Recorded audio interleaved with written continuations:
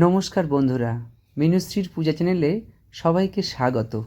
ইতিমধ্যেই আমাদের দর্শক সংখ্যা বেড়েছে, তাই সবার প্রতি আমরা কৃতজ্ঞ। আমরা আজকে যে ভিডিওটা নিয়ে এসেছি সেটা ইতু পূজা।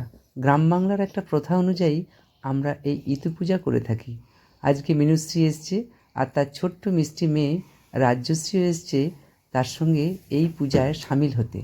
দেখুন, মিনুশ্রীর দুটি ঘট আর রাজ্যশ্রীরও দুটি ঘট।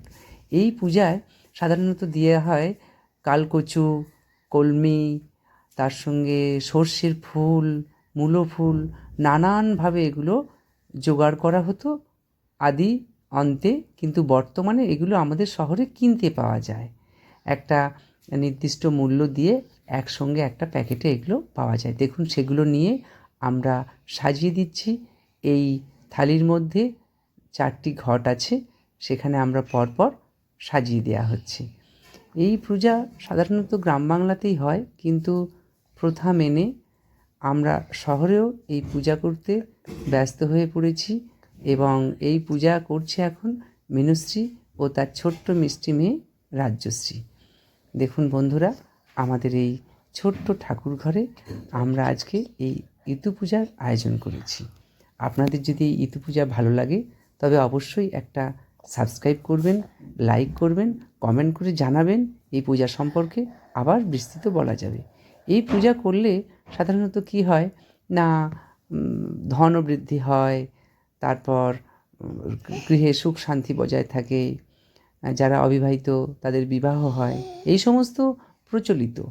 আর যে কোনো পূজা মানেই তো সংযম করা, নিজেকে একটা আধ্যাত্মিক চেতনায় উদ্বুদ্ধ করা, তাই সব পূজার মধ্যেও এটি একটি পূজা। তা বন্ধুরা, আপনারা দেখে কেমন লাগলো অবশ্যই কিন্তু জানাবেন। আবারও জানালাম। আর দেখুন, পূজা কিন্তু এখনও চলছে। আর এই পূজা অনেকেই করে থাকে, তবে তাদের মধ্যে কিছু এদিক ওদিক হতে পারে, কিন্তু নিয়মটা মোটামুটি এক থাকে। তা এখানেও সেই রকমভাবে সাজিয়ে নেওয়া হচ্ছে পরপর। সমস্ত কিছু দেওয়ার পর শেষ পালা হচ্ছে পুষ্প দিয়ে সাজানো। সেই পুষ্প দিয়ে সাজাবার পালা চলছে। আর দেখুন, এখন কিন্তু মিনুশ্রী সাজাতে ব্যস্ত হয়েছে। একটু পূর্বেই আমরা দেখেছিলাম মিনুশ্রীর ছোট্ট মিষ্টি মেয়ে রাজ্যশ্রীকে। সে খুব বায়না ধরেছিল সে তার মায়ের মতো শাড়ি পরবে। সেও একটা সুন্দর একটা বাসন্তী কালারের শাড়ি পরে সজ্জিত হয়েছিল। আর সে তার দুটি ঘট সাজাবার পর এবার তার মা মিনুশ্রী এই সাজাবার পালায় ব্যস্ত হয়েছে। আবার দেখুন, আবার সে পুষ্প দিয়ে সাজাতে ব্যস্ত হয়ে গেছে সেই ছোট্ট মিষ্টি রাজ্যশ্রী।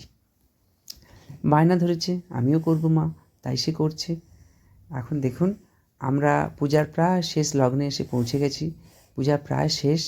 আর মিনুশ্রীর ঘরের আরও দেবদেবীর যে মূর্তি আছে সেগুলো আমরা একটু দেখাবার চেষ্টা করলাম। আর দেখুন আমরা কী কী আয়োজন করেছি।